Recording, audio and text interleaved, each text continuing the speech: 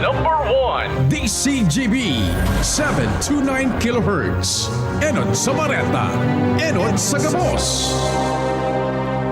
Alas 12:40. An oras hatod sa Indokang San Miguel Pale Pilsen. Sarap laging kasama. Join na sa Genericard Loyalty Program. Punta na sa Generica Drugstore at mag-register for free. See posters and print ads for details. Choose Surf Bar na may power bula at power puti. Basta surf, ang galing-galing! Unilab, alagang Unilab yan. First Cafe 20-in-1. Healthy organic herbal coffee. Start your day with our best organic and herbal coffee. First Cafe, something different. Diatabs. Basta diarrhea, sulit sa bilis ang Diatabs. 7 pesos and 50 centavos SRP lang para sa liver lovers. Liver Aid Mangiraray, Liver Aid Silimarine Capsule, Liver Aid sabayan ki proper diet as in exercise oral daw. Liver Aid Silimarine Capsule, maging liver lover, Liver Aid na. Mga tugang, eskaramosa na sa DCGB! Ano nata? Eskaramosa na sa DCGB! Escaramuza, istorya sa kakanan, mano-mano sana. Marina, entra na sa Escaramuza.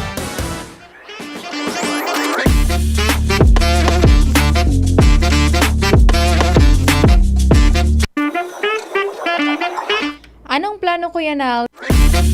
Friday baga. Dapat pag Friday, may ang mga friends ta dyan, Atikan College ko yan, Al. Pag Friday, may tiga po diyan na TGIF. Thanks God, it's Friday. It's either may mga liamerda, at the same time may mga tiga po dyan kan mga college kami kuya na. Ang term dyan, may mga booking ngayon. Bako so mga nasa sige, i-recipe ng mga malaog sa hotels or some may mga kanya-kanyang barkada, may mga may mga nakalinyadang activities. It's either may mga paparasyaran, may didumanan ng mga resort. Ang kadaklan dyan, Kuya Nald, itong sa mga nagpaparasyara sa mga erinuman. Pero bako tabi iyan, Kuya Nald, iingan niya. Dahil ta syempre, estudyante, dapat sa eskwelahan ka lang, Kuya Nald, eskwelahan haro. Maray na pagkauto po sa Gabos na nakantabay sa indang mga harong. Kumusta po tabi ka mo? Daw kita ngunya ni na Biyernes sa petsa 28 na kan Hulyo 2023. Mayang apot sa ko kanina, Kuya Nald, kung may kung ngunin ang Friday, kung may sweldo na daan, ako di ko na kuan ara. Baysa na, Kuya Nald, pag igwa na kay good news, ika-answer sa mga tatawan ko ki informasyon.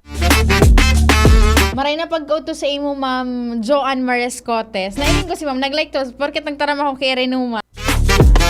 And then kay Pading Nick Lorilla nakantabay ngunyan, kay Scarlett Gahano, Arjun Peligro Hamomon, Haumom, kay Christine Antones nakantabay ngunyan. And then syempre, ang mga nakantabay sa inang mga residensya mantang kamo dyan po ang nagpapainundag. Sabi nga ni Ibaga, sana nagpapainundag na. Ano, Kuya Nal, hanggang alas 2 ka po? Hanggang alauna. Date na sana pala, makakapangudto ka na. Kumusta po tabi dyan sa mga nangungurodto na, sa mga day pa man po, arog miligli ni Kuya Nal, magtaga-ipos na ka. Dahil ang taan luwas nindo kayan, pasmad. Digdi sa sentro kan Legazpi, medyo malumlumpuan na panahon. Kumusta po tabi ang panahon dyan sa indong lugar? Tigbabasa ko kayo ni Kuya Nal na sarong news item digdi.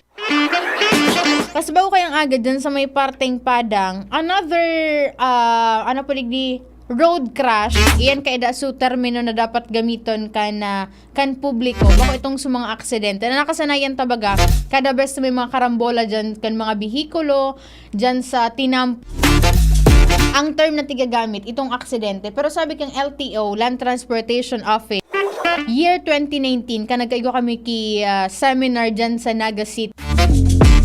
Ang dapat da ako ng tigagamit, iyo ang road crash.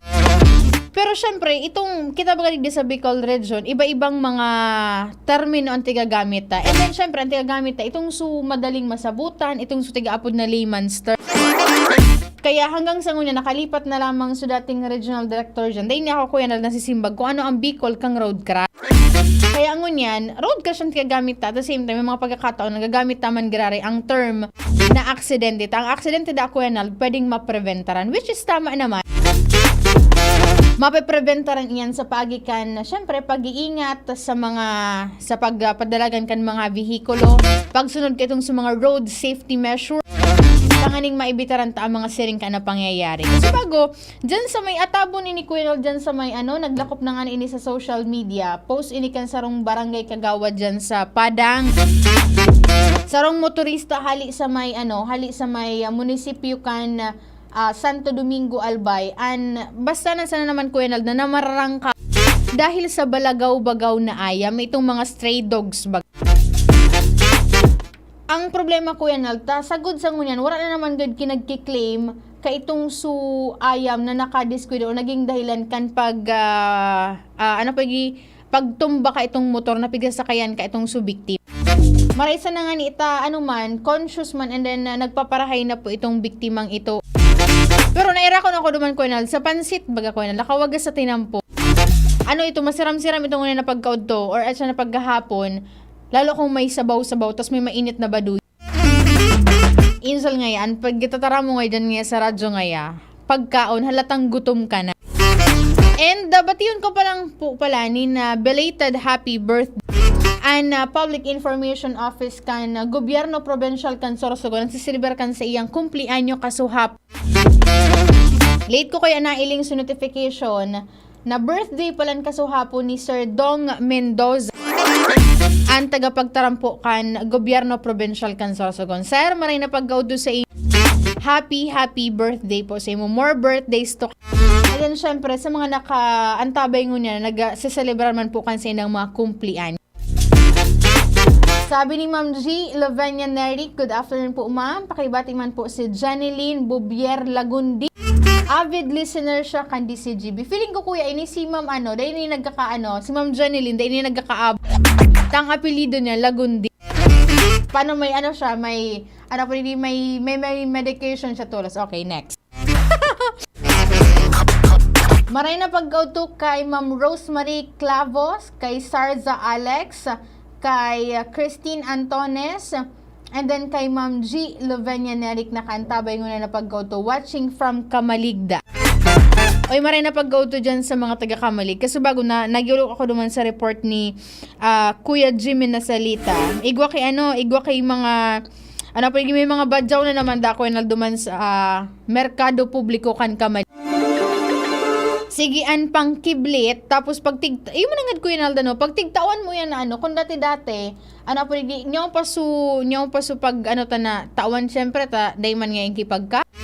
At the same time, mapapaisip ko kung sino ngayon nag-uruli, nag-i-restart ng mga badyaw na kung dati, pag papaharani na ang December, saka lang yan ko nag-aarabot sa syudad kan Legazpi and sa iba pa man na parte kan probinsya kan Alba. Pero ngunya natadaw ko bako pa man nga ni bako pa man burr season, itong sa mga burr month. Niya unin ko di man nagaharali. Tapos pag tigtawan mo pati ko ki small amount baga itong pag may mga buru-barya ka ngaya sa bulsa. Kami may tigagaw-gaw na. Bako naman pati ko so dati baga tigagamit ka ang lata, naglilibot sa jeep, tapos ito sutig ngunyan sobre na. Tapos may mga nakaprint na na mga name. Sabi ni Kuya dati, may nahiling akong Facebook post na dati ako dyan sa Metro Manila. May saro dyan na, yun nga dito man tigmemenos actually, iyan. Nasasabutan taman sa indang sitwasyon. Mas dakol ako itong sumanga na-earn ninda kada aldaw, kumpara duman sa mga arugtan na nagtatrabaho. Tapos syempre ko di man naka-study sa sarong lugar, naglilibot yan para mas dakol na mahagada ninda kitabang, di ba? And ang problema nga ni dyan, pag-arog ka iyan na halimbawa, nagbigla na sa nagsasarakay baga iyan sa mga mga jeep, lalo na dyan sa may hali sa may terminal dyan sa sa Barangay Bita dyan sa Ambangan kan sarong dakulang mall dyan. Before pa man maghali ang jeep ko yan, nyaw na yan dyan, nagtataltag na yan ki sob. Tapos, pag mababayan ko yan, kung sa Indian sa may parteng Villamor, basta basta na bagang minarulumpat baga sa jeep. Paano pag bigla ngayang data matigahagad, mapasala, subagsak niya sa baba. And then may kasunudan na vehikulo, posibleng maligisin ko yan. Tapos, ang apurigi, pag di mo pa ang tinauan ki kwarta, di mo arap ang tigtataram na sa imong mga words ko yan, pang mumuda na pa. Ang worst ka yan, so nang ano pa baga, nang i-spit, so nang dudura pa baga. And ano po digdi, pero di ka mo mag-adit dahil ta may mga pigigibo naman kaan dyan na lakdang an lokal na gobyerno kan kamilig kasi bago nakahuro ni Sir Pio si Alcalde Caloy Baldo kan kamalig and then sabi niya makikipag-koordinaraan sa iyang Municipal Social Welfare and Development Office. At the same time, ining Kamalig Police Station sa mismong opisina, ining DSWD kung ano ang mga dapat na gibuhon, ano ang mga dapat na lakdang na gibuhon tanganing maibalik. Tang plano ni Mayor Baldo, titiripunon itong mga badyaw kuyanal dyan sa Kamalig. Tapos ibabalik sa indang pinaghali. Nailing ko naglakaw-lakaw si Kuya Jun Napoles. Ano daw Kuya Nal, kumidara ining pangutuan, gadi wala sana naman. Lingaw na talaga Kuya Nal, kay ini magdaraki pasalubo. Bata nagkaperang istasyon digdi sa probinsya kan Albay may bago pong bagong chief of police. Basado naman digdi sa pigpaluwas na ang term digdi tigagamit. Balasahan kan mga nagakaperang official. Tigpaluwas ini effective kan July 24, 2023.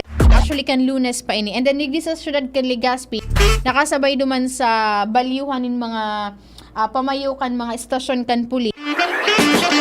Ining Legazpi City Police Station, which is na sudates ining si Police Lieutenant Colonel Dennis Balia, ang dating COP kan Legazpi PNP. Tigbalyo ini dyan sa Masbate.